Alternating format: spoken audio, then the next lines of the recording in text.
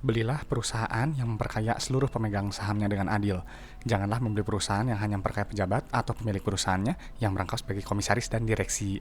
Oke, ketemu lagi dengan Edwin di channel analisis laporan keuangan ya. Untuk sesi kali ini saya mau bahas PBID ya, Panca Budi Idaman ya. Harusnya saya bahas ITMG ya, cuman ITMG 2025 Q3-nya belum keluar ya. Jadi ya saya hanya mengerjakan gitu ya analisis yang ada saja ya, yang terbaru laporan keuangannya. Dan ini PBID ini saham request ya. Jadi kalau teman-teman ada saham request langsung tulis di kolom komentar ya supaya nanti kita bahas bersama-sama. Oke, jadi kita disclaimer dulu. Jadi video ini disusun oleh saya Edwin dengan tujuan sharing analisis dari sudut pandang pribadi saya. Jadi si materi ini sifatnya hanya edukasi dan informasi umum ya, bukan rekomendasi investasi dan tidak dimaksudkan sebagai ajakan beli, jual atau hold saham yang dibahas ya PBID. Jadi setiap keputusan investasi sepenuhnya jadi tanggung jawab masing-masing ya teman-temannya. Jadi do your own research. Silakan analisis lebih lanjut kalau memang perusahaannya menarik. Jangan jadikan analisis ini sebagai analisis yang utama ya. Oke, jadi untuk setiap perusahaan yang ada di bursa efek saya pasti nilai dengan 3 kriteria gitu ya. Yang pertama itu syaratnya harus bagi dividen. Ya, kenapa perusahaan itu harus bagi dividen? Karena perusahaan yang bagi dividen itu adalah perusahaan yang memang sudah terbukti profit dari bisnisnya. Keuntungan itu nyata gitu ya, disisihkan oleh perusahaan dan dibagikan kepada pemegang sahamnya. Jadi nggak cuma ngaku untung di atas kertas saja gitu ya. Makanya perusahaan yang bagi dividen itu perusahaan yang memperkaya seluruh pemegang sahamnya.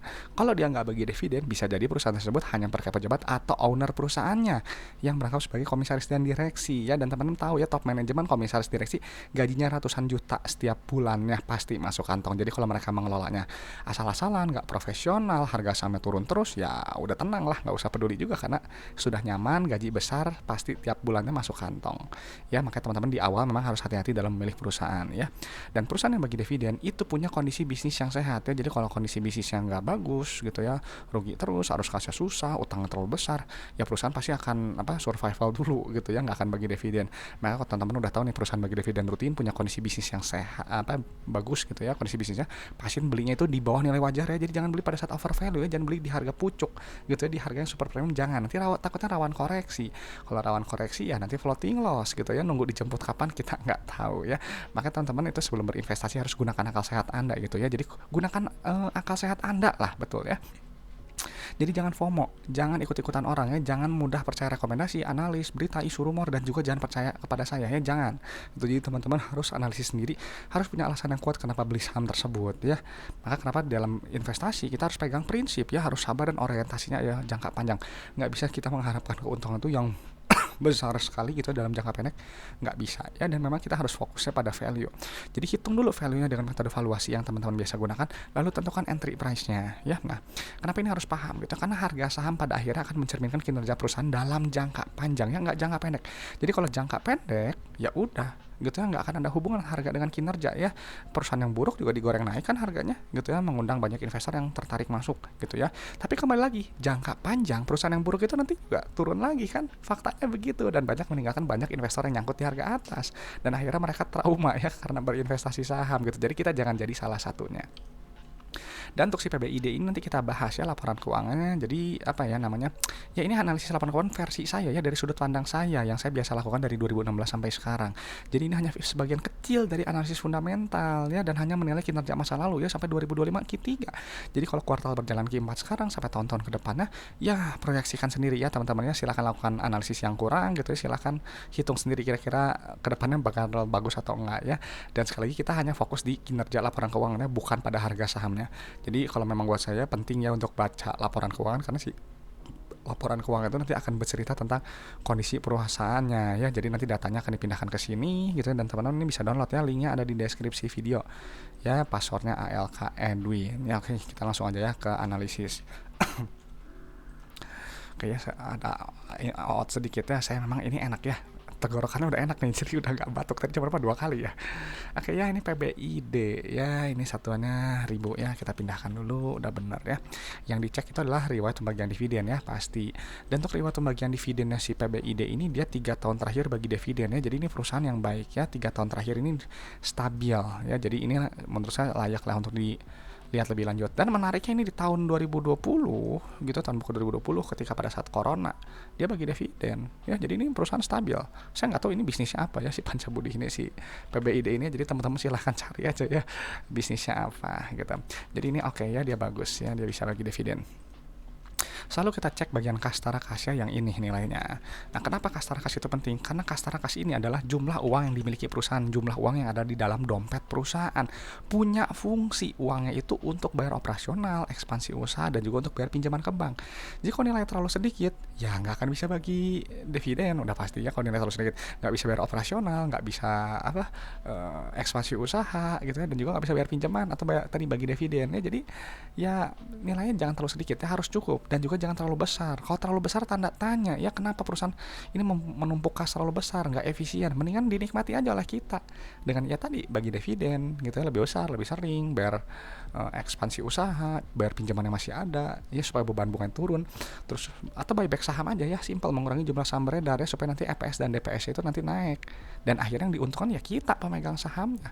Dan ini kita lihat ya, kastara kas ini naiknya lumayan ya, hampir naik 50% gitu ya. Kenapa bisa naik, nanti kita lihat ya di laporan arus kasnya. Oke, setelah itu kita langsung cek ke bagian saldo laba ya. Nah, saldo laba misalnya nilainya yang ini ya, kita pindahkan dulu. Nah, penting sekali ya untuk lihat saldo laba ya. Kenapa? Karena saldo laba ini adalah jumlah akumulasi keuntungan yang telah dihasilkan perusahaannya dari semenjak perusahaan pertama kali berdiri sampai sekarang 2025 Q3 gitu. Jadi si PBID ini dari dulu pertama kali berdiri sampai sekarang gitu telah menghasilkan total keuntungan itu sebesar 1,7 triliun gitu. Jadi ini untung, dan ini di luar dividen yang dibagikan ya. Ini bagus sekali ya, saldo labanya positif, dia bisa bagi dividen. Karena kalau perusahaan yang saldo labanya negatif itu kan artinya rugi melulu ya, nggak akan bisa bagi dividen, dan termasuk kategori perusahaan yang bermasalah menurut saya. Jadi kalau perusahaan bermasalah, mau harganya naik berkali-kali lipat, saya nggak akan beli gitu, nggak peduli. Paling hanya lihat laporan keuangannya aja ya, seberapa buruk perusahaan tersebut. Biasanya sih seperti itu ya. Oke, setelah itu kita langsung cek ke bagian ekuitas ya. Ini ekuitas, kita pindahkan dulu ya. Ini sekarang siangnya, jadi batuknya nggak ini ya, nggak muncul. Ini ada rasio saldo laba terhadap modal awal, ini nilai 1,6. Artinya perusahaan ini telah menghasilkan total profit itu sebesar 1,6 kali modalnya. Jadi kalau teman-teman punya modal 1 miliar, ini telah menghasilkan profit itu sebesar 1,6 miliar. Ya, jadi ini bagus ya, untung. Dan ini lihatnya R itu IC-nya ini kan dia turun. Ya kan tadi ini saldo labanya turun. Berarti dia kemungkinan bagi dividen ya, kemungkinan besar sih ya bagi dividen. Dan dia menurut saya menarik. Jadi dia mungkin bilang udahlah, daripada kita tumpukin kasnya, keuntungan kita bagikan aja. Bisa jadi seperti itu ya. Cuma nanti kita coba lihat ya di laporan laba ruginya. Dan PBV-nya udah cukup berapa nih, PBV-nya 1,29 ya perusahaan ini gitu ya, untuk perusahaan yang ya katakanlah baiknya secara pembagian dividen ini lumayan ya, premium ya. Kalau saya carinya di bawah 1 gitu ya, cuman kembali lagi ya, faktor harga sih, selera ya. Nah, ini kita lihat ya untuk bagian laporan laba rugi. Selalu cek pendapatannya, karena pendapatan itu atau penjualan bersih itu adalah ciri perusahaan yang bertumbuh ya. Perusahaan yang bertumbuh itu harus dia cenderung naik, karena barang atau jasa yang dijual perusahaan itu dia relevan untuk customer, dia disukai customer gitu. Dan nanti si penjualan nanti dikurangi oleh harga modal barang atau jasa, nanti keluar laba bruto yang ini nilainya ya. Nah, laba bruto ini gitu ya untuk melihat inti efisiensi perusahaan, untuk melihat kemampuan perusahaan ini menempatkan harga jual barang atau jasa ini di atas harga modalnya ya. Jadi dilihat dari gross profit ya. Jadi ini kan 17% ya. Ibaratnya kalau teman-teman menjual barang 100.000, ambil untung kotor 17.000 ya. Jadi 83.000-nya itu adalah harga modal barang atau jasanya. Ya, jadi kita cari yang gross profit setebal mungkin sesuai dengan sektornya. Gitu. Kenapa? Karena makin besar gross profit, nanti makin besar untuk net profit, karena si laba bruto kan nanti dikurangi ini. Beban operasional, beban pajak, beban keuangan, nanti muncul laba tahun berjalan ya, laba bersihnya. Ini inti dari laporan laba rugi ya. Jadi diberitakan bisa fokusnya ke laba bersih ya, Pak. Kita harus cek semuanya. Dan kalau kita udah dipindahkan ya si laba bersihnya, ini memang pendapatan naik tipis ya. Gross profit turun, net profitnya turun ya. Kenapa? Nggak tahu ya, cari aja di berita ya kenapa dia bisa turun. Gitu. Karena kalau saya bisa, memang lagi-lagi ya, saya tuh orangnya teknikal sekali sama laporan keuangan gitu ya. Jadi ya fokusnya di sini aja berkutatnya ya. Dan memang ini perusahaannya profitable ya, meskipun dia laba bersihnya turun, tapi PR-nya udah cukup murah ya, dia di 9 ya. Jadi lumayan lah, yang pakai PR ini udah cukup murah. Nah, selalu kita cek ke bagian arus kas ya untuk memvalidasi si pendapatan. Karena si pendapatannya kan dia sifatnya akrual ya, dicatat dulu. Sedangkan kalau penerimaan kas gitu ya, ini berdasarkan uang yang diterima perusahaan gitu. Jadi apa namanya, nyata ya uangnya masuk nggak gitu ya. Jadi kita membandingkan nih si penerimaan dengan pendapatan ya, rasio penerimaan terhadap pendapatan ini 100%. Artinya customer bayarnya selalu full ya, teman-teman jual barangnya 100 juta, customernya bayarnya 100 juta juga, real gitu ya, nyata. Nah, kalau misalnya dia rasio kecil, misalnya cuma 50%, ya artinya teman-teman jual barang 100 juta, ya customernya bayarnya cuma 50 juta ya, DP doang gitu ya. Dan jadi kan ada uang yang harus ditagih ya, berubah sisa uang itu berubah jadi piutang harus ditagih gitu. Jangan sampai uang itu berkeliaran, harus dikumpulkan gitu. Kasnya itu harus masuk perusahaan karena si uang kas kan punya fungsi untuk bayar operasional, ekspansi usaha, dan juga untuk bayar pinjaman ke bank. Ya, dan uang udah diterima nih ya, 3,9 triliun, sisanya 314 miliar setelah bayar supplier, bayar operasional, bayar karyawan, bla bla bla, nanti keluar segini nilainya ya. Ini bagusnya nilainya positif, karena kalau nilai positif artinya bisnisnya itu menghasilkan uang tunai yang nyata ya. Jadi bisa dibilang perusahaannya nggak habis uangnya hanya untuk bayar operasional ya. Ngapain perusahaan, teman-teman punya bisnis, uangnya hanya habis untuk bayar supplier, bayar karyawan doang ya, nggak ada sisa. Harus ada sisa seperti ini ya. Dan kita lihat untuk aktivitas investasinya ini ada nih, lihatnya ini nilainya positif ya. Kalau nilai positif artinya perusahaan itu menahan ekspansi. Kalau saya lebih suka yang nilai negatif seperti ini, artinya perusahaan berekspansi ya. Cuman menariknya gini ya, ini besarnya ini karena dia ada penerimaan dari investasi di aset keuangan ya.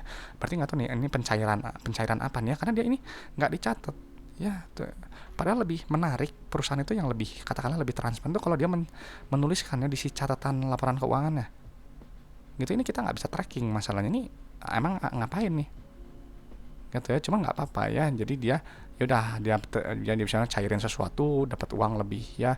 Dan memang kalau untuk belanja modalnya sih yang ini ya gitu ya, 63 ya, jadi dia ya lebih inilah ya, lebih sedikit lebih agresif ya daripada yang sebelumnya. Cuman nggak apa-apa, positif bukan berarti jelek ya gitu. Jadi kita harus lihat juga di pos-pos kecilnya. Dan untuk lihat di aktivitas pinjaman ke bank gitu ya, ini lihat nih ya, nilainya negatif ya. Kalau nilai negatif ada perusahaan ini dia berusaha untuk melunasi pinjamannya dan juga bayar dividen biasanya ya. Dan tahu dari mana? Lihat nih ya, tuh pembayaran utang jangka pendek nilainya negatif ya. Kalau peralihan utang ya nilainya positif, dan lihat tuh dia nilainya lebih besar ya pembayarannya, dan juga bayar dividen ya. Bagus ini, perusahaan ini bagus ya. Jadi ya memang untuk aktivitas ekspansi usaha ya memang dia tadi ya terbantu karena si ininya ya, ada pencairan investasi di aset keuangan ya.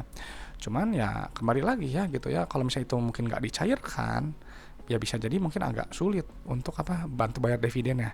Cuman kembali lagi ya, jadi si perusahaan ini memang secara arus kasih sebenarnya baik ya, karena kalau dilihat dari yang periode sebelumnya sebenarnya dia juga nggak masalah kalau misalnya dia nggak ada pencairan si investasi usahanya ya. Investasi apa tadi ya, yang keuangan itu nggak masalah. Jadi menurut saya itu ya, ini si PBI ini masih dalam batas normal ya, masih dalam oke lah, masih kategori yang baik ya. Nah, kalau misalnya ini tadi utangnya segini gitu ya, kita coba cek dulu nih rasio lancarnya, jangka pendeknya bagus nggak gitu ya, aman nggak setidaknya 1,8 ya rasio lancar. Ini 3 ini jangka pendek sangat jauh sekali ya, aman.